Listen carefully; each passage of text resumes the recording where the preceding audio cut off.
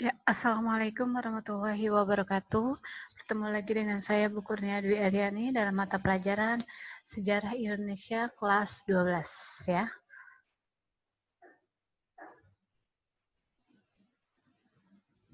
Nah, ini ya.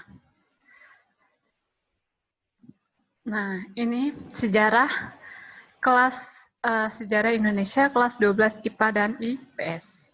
Nah, kita ke kehidupan awal masa demokrasi liberal. Liberal apa sih? Liberal itu bebas ya. Di mana kebebasan pasar, yaitu siapa yang menguasai, siapa yang pintar mencari uang, nah itu akan yang menguasai, atau yang punya modal, itu dia yang akan menguasai ya. Nah, kehidupan politik pada masa demokrasi liberal. Politiknya menggunakan sistem multipartai yang memicu terjadinya persaingan antar fraksi politik di parlemen untuk saling menjatuhkan. Sistem pemerintahan, presiden hanya bertugas menjadi kepala negara, bukan menjadi kepala pemerintahan. Jadi presiden ini tidak, kalau di dalam liberal ini tidak mempunyai kewenangan penuh ya. Jadi kegiatan pemerintah dilakukan oleh menteri, perdana menteri dan kabinet bertanggung jawab terhadap parlemen atau DPR. Sistem pemerintahan yang berjalan yakni parlementer. Nah, selanjutnya kita ke kabinet natsir ya. Gabungan antara Masyumi dan PRI, PIR, Partai Indonesia Raya atau Parindra, Partai Katolik, Partai Kindle, dan PSII. Muhammad Natsir, Perdana Menteri pertama di Indonesia yang berasal dari Partai Masyumi, ya. Didukung oleh Muhammad Rom Aisyad Juanda, Sri Sultan Hamengkubuwono ke-9 dan Sumistro Jojo Hadikusumo. Nah, perekonomian Indonesia mencapai masa paling jaya pada Kabinet Natsir. Nah, Kabinet Natsir mulai runtuh saat Hadikusumo dari PNI mengajukan mosi. Mosi adalah apa namanya? Pengumpulan pendapat atau pengajuan protes ya, mosi itu. Tuntutan supaya pemerintah mencabut PP 39 tahun 1950 mengenai pemilihan anggota lembaga perwakilan daerah. Nah, selanjutnya Kabinet Sukiman. Kabinet Sukiman ini gabungan antara PNI dan Masyumi. Soekarno mendeklarasikan Sukiman dari Masyumi dan Suwiryo dari PNI. Nah, program Sukiman ini menyempurnakan alat-alat kekuasaan negara, menciptakan dan melakukan rencana kemakmuran, menuntaskan persiapan pemilu, dan menyiapkan undang-undang mengenai pengakuan serikat buruh, melaksanakan politik luar negeri sistem bebas aktif, memasukkan Irian Barat dalam NKRI. Nah, keputusan yang kontroversial yakni keputusan Menteri Luar Negeri Ahmad Subarjo yang perjanjian security dengan Duta Besar Amerika Serikat. Nah, selanjutnya adalah Kabinet Wilopo. Kabinet Wilopo gabungan antara PNI dan Masyumi. Berlakunya Zaken, kabinet terdiri dari menteri-menteri ahli di bidangnya. Berbagai masalah yang terjadi seperti krisis ekonomi, anjloknya ekspor dan impor yang tidak terkendali, timbulnya gerakan separatis atau provisialisme yang membahayakan keutuhan bangsa. Terjadinya 17 Agustus 1952 yakni peristiwa perselisihan internal dalam lingkungan TNI. Selanjutnya adalah Kabinet Ali Sastro Amijoyo I, gabungan dari PNI, NU, Masyumi. Nah, Soekarno menyuruh pada Ali Sastro Amijoyo, PNI, dan Wongso Negoro dari Partai PIR, Partai Indonesia Raya, menjadi Perdana Menteri dan Wakil Perdana Menteri.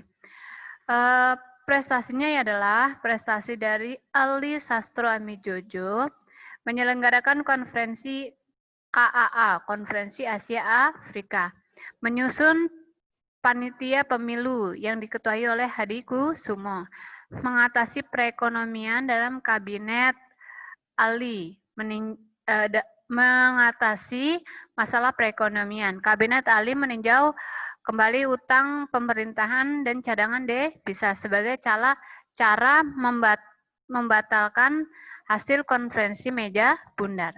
Selanjutnya adalah Kabinet Burhanuddin Harahap. Program utamanya adalah memberantas korupsi yang didukung oleh TNI, rakyat dan TNI. Prestasinya yang sukses menyelenggarakan pemilu tahun 1955 yang dilaksanakan 2 tahap. Kabinet Ali Sastro Amijojo II, gabungan dari PNI dan Masyumi NU, Partai Nasional Indonesia, lalu dan Nahdlatul Ulama. Program kerjanya meliputi melakukan pembatalan hasil KMB, berjuang mengembalikan Irian Barat ke naungan Indonesia. Irian Barat ini Papua ya. Papua ya. Lalu memulihkan kembali keamanan dan ketertiban pembangunan ekonomi, menjalankan keputusan KAA, Konferensi Asia Afrika, merealisasi perubahan ekonomi kolonial menjadi ekonomi nasional. Nah, bermacam permasalahan yang timbul, sentimen anti Tionghoa mulai berkembang biak di masyarakat. Timbulnya kekacauan beberapa daerah yang menunjuk gerakan separatisme, perselisihan antara pengusaha Tionghoa dan pengusaha nasional ya, KMB. Akhir dari kabinet Ali dikarenakan oleh mundurnya sejumlah menteri. Nah, selanjutnya adalah kabinet Juanda. Asal pembentukan adalah keadaan politik dan keamanan Indonesia yang semakin tidak menentu. Pertentangan dari parpol parah dan memanas. Dinamakan Kabinet Karya sebab disusun berdasarkan Jaken atau kabinet. Programnya antara lain menyusun Dewan Nasional, normalisasi keadaan RI, mengusahakan pengembalian Irian Barat, menyelenggarakan proses pembangunan. Lalu dalam memimpin sistem pemerintahan, Juanda ditolong oleh Hardi atau Kiai Haji Idam Khalik. Nah, prestasinya memutuskan garis kontinental batas wilayah laut Indonesia melewati deklarasi Juanda. Mengadakan musyawarah nasional atau MUNAS untuk meredam pergolakan di berbagai daerah. Masih banyak hal yang harus kamu ketahui dalam perkembangan kehidupan politik ekonomi di masa demokrasi liberal. Nah, sistem partai dimulai dengan Presiden Soekarno membangun PNI pada tahun 1945, yaitu 23 Agustus 1945. Wapres Hatta mengatakan maklumat pemerintah 3 November 1945 tercipta dari 10 parpol, yaitu Masyumi, PNI, PSI, PKI, Parkindo, PRS, Permai, dan PKR. Ya. Sistem partai yang dilengkapi diterapkan adalah sistem multipartai. Nah, pemilu pada 1955 diselenggarakan 2 tahap. Tahap pertama 29 September 1955 untuk memilih DPR. Tahap kedua 15 Desember 1955 untuk memilih anggota konstitusi. Ya, 5 partai besar dalam pemilu yaitu PNI, Masyumi, PKI, PSII, dan NU. Segi positif dapat dipetik dari yakni tingkat partisipasi masyarakat yang tinggi. Setidaknya jumlah orang yang tidak memilih atau golput sedikit ya. Adanya kesadaran demokrasi. Kegagalan konstitusi menyusun Undang-Undang Dasar 1945. 10 November 1956, Soekarno melantik sebanyak 514 anggota konstitut. Tugas Badan Konstitusi ini merumuskan undang-undang yang baru. Masalah utama yang dihadapi adalah penetapan dasar negara. Kegagalan konstitusi dikarenakan perdebatan secara berlarut, adanya perselisihan, ya. Nah, ini lanjut. Pembentukan Biro Perencanaan Negara diciptakan pada masa Kabinet Ali Sastroamidjojo I yang bertugas merancang pembangunan jangka pendek, sehingga hasilnya belum bisa dinikmati langsung dan dampaknya tidak stabil. Keseimbangan politik karena masa kabinet terlalu singkat dan menyebabkan drastis ekonomi, inflasi, dan melambatnya pembangunan. Nah, selanjutnya adalah sistem ekonomi Alibaba. Diprakasai langsung oleh Ishak Cokroadisurjo, ya, seorang menteri perekonomian pada masa kabinet Ali Sastroamidjojo I.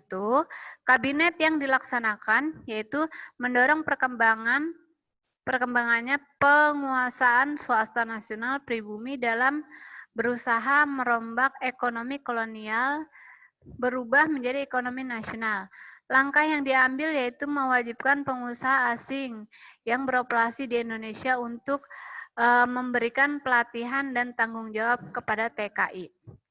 Membangun perusahaan negara, menyediakan fasilitas kredit, memberikan lisensi perusahaan swasta nasional. Liberalisme masuk ke Indonesia setelah sekularisme masuk ke Indonesia, karena sekularisme merupakan akar dari liberalisme. Paham-paham ini masuk secara paksa ke Indonesia melalui penjajahan, khususnya oleh pemerintah Hindia Belanda. Prinsip negara sekuler adalah telah ada dalam Undang-Undang Dasar Belanda 1855 yang mengatakan bahwa pemerintah bersikap netral terhadap agama. Artinya tidak memihak salah satu agama atau mencampuri urusan agama. Ya. Nah, kondisi ekonomi awal kemerdekaan. Keadaan ekonomi Indonesia pada kekuasaan Jepang pada awal berdirinya Republik Indonesia sangat kacau dan sulit. Latar belakangnya keadaan yang sangat kacau adalah Indonesia baru saja merdeka, belum memiliki pemerintahan yang baik, belum ada khusus yang menangani perekonomian. Sebagai negara baru, Indonesia belum mempunyai pola dan cara mengatur ekonomi. Tinggalan pemerintah pendudukan Jepang, di mana ekonomi saat pendudukan Jepang memang sudah buruk akibat pengeluaran pembiayaan perang Jepang. Kondisi keamanan dalam negeri sendiri tidak stabil, ya, akibat pergantian kabinet. Politik keuangan yang berlaku di Indonesia dibuat negara Belanda guna menekan pertumbuhan ekonomi Indonesia, bahkan untuk menghancurkan ekonomi nasional. Belanda masih tetap ingin mau mengakui kemerdekaan Indonesia dan masih terus melakukan pergolakan politik yang menghambat langkah kebijakan pemerintah. Faktor penyebab kekacauan ekonomi 1945 sampai 1950 adalah terjadinya inflasi yang sangat tinggi. Inflasi itu kenaikan harga, ya. Beredarnya mata uang Jepang, ya, yang tak terkendali. Jadi di Indonesia kita punya mata uang ori, uang Republik Indonesia, tapi di sini awal mula kemerdekaan beredar mata uang Jepang.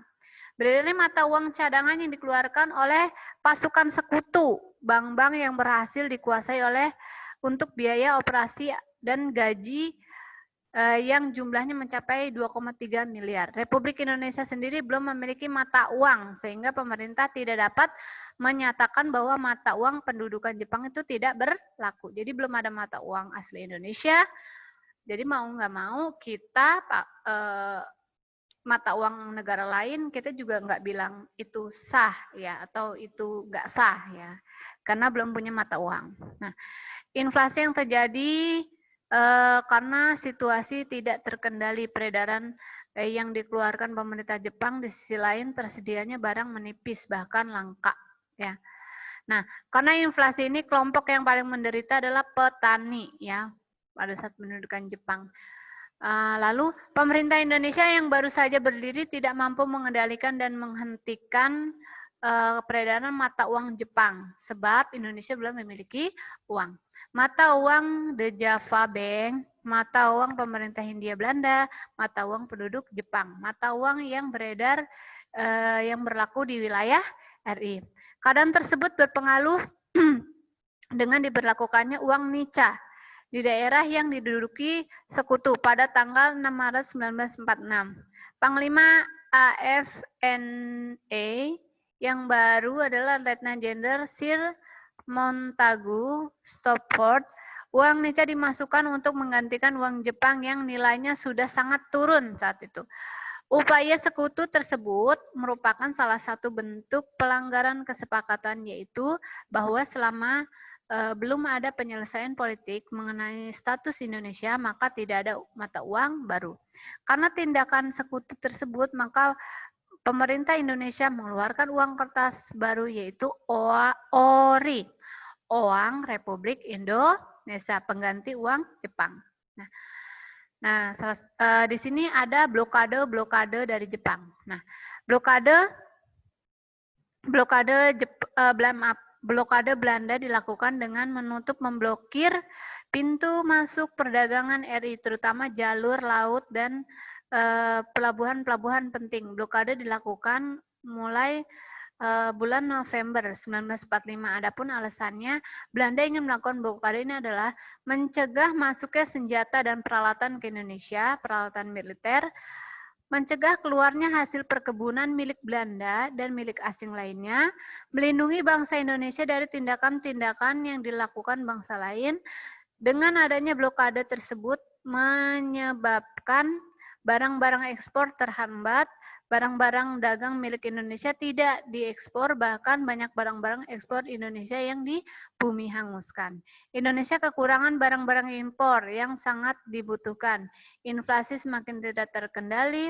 Nah, tujuan Belanda adalah agar ekonomi Indonesia mengalami kekacauan, agar terjadi kerusuhan, agar menekan Indonesia dengan harapan bisa dikuasai oleh Belanda. Kas negara kosong, kekosongan kas negara ya, karena untuk perang, untuk bayar utang ya, jadi kas kita kosong ya. Kas negara mengalami kekosongan karena pajak, bea masuk lainnya belum ada, sementara pengeluaran semakin bertambah. Upaya untuk mengatasi blokade yang pertama, pemerintah Indonesia bersedia membantu pemerintah India dengan ditimpa bahaya kelaparan. Ya. Mengirim beras sebanyak 500.000 ton dengan harga sangat rendah. Pemerintah melakukan hal ini sebab akibatnya Belanda berhasil panen di Indonesia yang melimpah. Jadi Indonesia sama India itu tukeran. Indonesia membutuhkan pakaian, India membutuhkan beras karena terjadi bencana kelaparan. Gitu ya. Mengadakan hubungan dagang langsung dengan luar negeri, membuka hubungan dagang langsung dengan luar negeri ya, mengadakan kontak dagang dengan perusahaan swasta Amerika ya. Tujuannya dari kontak ini adalah membuka jalur diplomasi di berbagai negara. Karena blokade Belanda, Jawa terlalu kuat, maka usaha yang diarahkan untuk menembus blokade ekonomi Belanda di Sumatera dengan tujuan Malaysia, Singapura. Usaha tersebut sejak 1946 sampai masa perang karena kemerdekaan, pelaksanaan ini dibantu oleh Angkatan Laut RI, sementara pemerintah daerah penghasil barang ekspor, hasilnya Indonesia berhasil menyelundupkan karet yang mencapai puluhan ton dari Sumatera ke luar negeri. Kebijakan pemerintah yang menghadapi buruknya kondisi ekonomi, yaitu Konferensi Ekonomi 1946. Konferensi ini dilahirkan oleh para cendekiawan, gubernur, dan pejabat lainnya bertanggung jawab langsung mengenai masalah ekonomi. Ya. Masalahnya yaitu masalah produksi dan distribusi makanan, tercapainya kesepakatan bahwa sistem autarki lokal sebagai kelanjutan dari sistem ekonomi perang Jepang secara berangsur-angsur. Lalu ada pinjaman nasional. Pinjaman nasional dilaksanakan oleh Menteri Keuangan Surahman dengan persetujuan BPKNIP untuk mendukung program tersebut, maka dibuatnya bank tabungan pos. Bank ini berguna untuk menyalurkan pinjaman nasional untuk meningkatkan kepercayaan masyarakat Indonesia kepada pemerintahan. Nah, selanjutnya pembentukan planning board atau badan perencanaan ekonomi pada tahun pada tanggal 19 Januari 1947. Badan ini dibentuk atas usul dari Menteri Kemakmuran AKG Gani. Badan ini merupakan badan tetap yang bertugas membuat rencana pembangunan ekonomi untuk jangka waktu 2-3 tahun yang akhirnya disepakati dengan rencana pembangunan 10 tahun. Ini ya. Nah, selanjutnya ada rencana Kasimo atau Kasimo Plan. Program disusun oleh Menteri Urusan Bahan Makanan, yaitu IJ Kasimo. Program ini berupaya merancang produk 3 tahun, 1948 sampai 1950, mengenai usaha swasembada pangan dengan beberapa petunjuk pelaksanaan yang praktis. Menanami tanaman kosong, ya di Sumatera, melakukan intensifikasi di Jawa dengan bibit unggul, pencegahan penyembelihan hewan-hewan yang penting bagi produksi pangan. Di setiap desa dibentuk kebun-kebun bibit, transmigrasi 20 juta orang Pulau Jawa pindah ke Pulau Sumatera, jangkanya 10-15 tahun, lalu persatuan tenaga ekonomi. Organisasi yang dipimpin oleh BR Motik bertujuan untuk meningkatkan kembali partisipasi pengusaha swasta, menggalang dan melenyapkan individualisme di kalangan. Meskipun PTE didukung pemerintah dan melibatkan dukungan dari pemerintah daerah, namun berkembangnya PTE tidak dapat berjalan dengan baik dan hanya mampu didirikan oleh Bank PTE di Yogyakarta yang modal awalnya 5 juta. Nah, ya.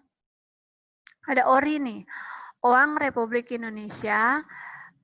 Uang Republik Indonesia ini pertama kali dikeluarkan adalah 1 Oktober 1946 ya. Nah, jadi ada uang kertas ori ya. Nah, mengenai peraturan nilai uang ori dan valuta asing, sebenarnya dipegang oleh Bank Negara yang sebelumnya telah dirintis bentuk propotinya, yaitu pembentukan Bank Rakyat Indonesia. Ya.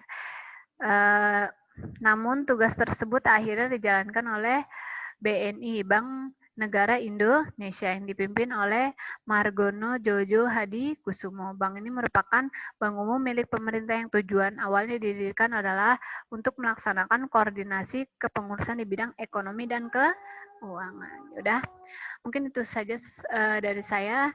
Saya akhiri. Wassalamualaikum warahmatullahi wabarakatuh.